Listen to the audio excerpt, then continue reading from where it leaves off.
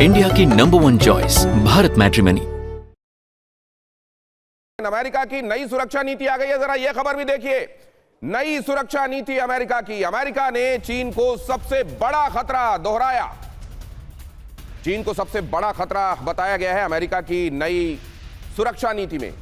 Report में पाकिस्तान को ज्यादा तरजीह नहीं दी गई है, भारत को महत्वपूर्ण साझेदार कहा गया है और कई बार कहा गया है।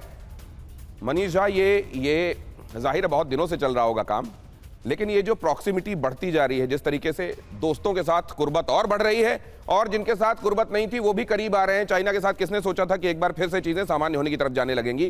क्या ये बात अमेरिका को परेशान कर रही है? देखिए, इसकी टाइमिंग बेहद इंपॉर्टेंट है। प्रेसिडेंट पुतिन अभी भारत में है और व्हाइट हाउस ने अपना नेशनल सिक्योरिटी स्ट्रेटेजी जो जारी किया है उसमें उन्होंने कहा है कि अमेरिका का दुश्मन नंबर 1 चीन है। दूसरी बात उन्होंने कहा है कि रूस के साथ जंग गलत है और रूस के साथ हमें शांति स्थापित करनी चाहिए। लेकिन जो सबसे तीसरी बात है कि अमेरिका कहता है कि अब हमें सारा फोकस इंडो पैसिफिक पर करना पड़ेगा और भारत इसके लिए सबसे महत्वपूर्ण साझेदार है। तो वैसी स्थिति में आप यकीन मानिए कि अभी प्रेसिडेंट पुतिन और मोदी की दोस्ती आपने देखी और अब अगले कुछ दिन का इंतजार करिए। अगर आपको ट्रंप इससे बड़ा ऑफर लेकर नहीं दिखेंगे तो बताइएगा, क्योंकि वो भी सोच रहे हैं कि अब समय आ गया है कि भारत के साथ ना रिश्ते को पटरी पर लाया जाए, बल्कि चीन को काउंटर करने के लिए एक बार फिर से अपनी गलती को भुलाकर दोबारा से भारत के साथ कदम से कदम मिलाए। तो भारत के दिन बहुत अच्छे चल ही रहे थे, लेकिन अब शानदार होने वाले हैं नए साल में। तो अब ये कंपटीशन होगा भारत को अपनी तरफ लाने का। मैंने आपको बताया था एक दिन अड़ी में कि किस तरीके से भारत स्कीम ऑफ थिंग्स में रखना ही पड़ेगा, उसके बगैर काम चलेगा नहीं। और अमेरिका आजकल वैसा बना हुआ है कि 4 कदम आगे बढ़कर पहले घुड़की देने की कोशिश करता है, लेकिन अगर उसमें कामयाब नहीं होता तो हाथ सामने बढ़ाकर दोस्ती और बढ़ाने की कोशिश करने लगता है। आने वाले दिनों में भारत की तरफ क्या यही जेस्चरिंग होगी वो समझेंगे। लेकिन जरा देखिए अमेरिका की नई सुरक्षा नीति क्या कहती है। ये जो पॉलिसी आई है ये चीन को सबसे बड़ा खतरा बताती है। इसने ये कहा है, अमेरिका की नई राष्ट्रीय सुरक्षा नीति कहती है कि चीन हमारे लिए सबसे बड़ा एडवर्सरी है। चीन पर पूरा एक चैप्टर इसमें दिया गया है और यह बताया गया है कि किस तरीके से चीन अमेरिका के लिए खतरा है। भारत का इस दस्तावेज में 4 बार उल्लेख है और हर बार महत्व के साथ उल्लेख है। भारत अमेरिका का प्रमुख रक्षा साझेदार है, इस बात को उल्लेखित किया गया। 1 बार नहीं, 2 बार नहीं, 3 बार नहीं, 4 बार। भारत इंडो पैसिफिक में स्थिरता का एक स्तंभ है। अब इंडो पैसिफिक का जाहिर है एक बार फिर से महत्व समझ में आने लगा है और भारत की भूमिका भी समझ में आने लगी है।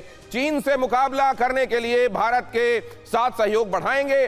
पाकिस्तान का इस दस्तावेज में 1 बार उल्लेख है, बहुत ज्यादा तरजीह नहीं दी गई है। पाकिस्तान को कोई बड़ा रणनीतिक महत्व नहीं दिया गया है।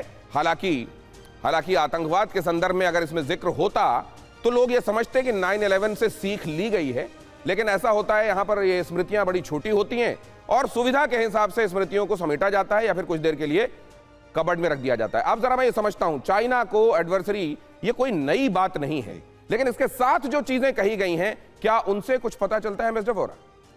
ये यूरोप ने भी एक स्ट्रैटेजी निकाली थी कि चीन हमारा दुश्मन है, लेकिन उसके साथ फिर अपनी ट्रेड बढ़ा देते हैं। ये कहने की बातें होती है अपनी डोमेस्टिक ऑडियंस के लिए।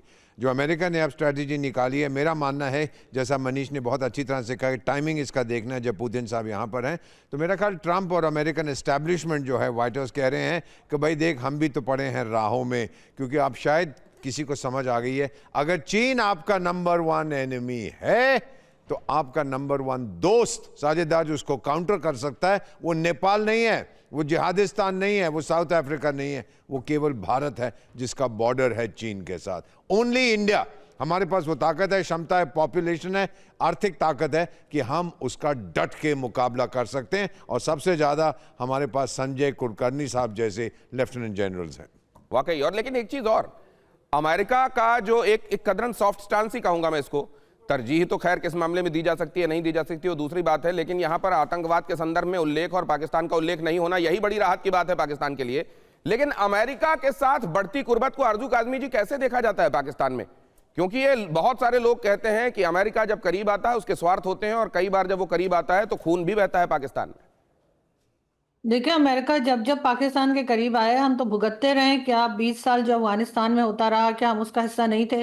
जो आज हम कहते हैं कि जी हमने बड़ा भुगता है, हमारे लोगों को शहीद किया गया या हमने इतने लोगों की जानें दी हैं, तो इतने लोगों की जानें हमने खुद दी है ना। लोगों ने तो नहीं कहा था कि आप जाकर और अफगान वॉर में पड़ जाएं या आप वहां से पैसा ले लें और उसके बाद यहाँ से अमेरिका को जगह दें कि वो जाकर ड्रोन अटैक्स करे अफगानिस्तान में, जिसका रिजल्ट हम अभी भुगत रहे हैं। लेकिन अनफॉर्चुनेटली जिन लोगों ने पॉलिसी बनानी होती है, जिनके हाथ में पावर होती है, उन्हें पाकिस्तान में रहना ही नहीं है।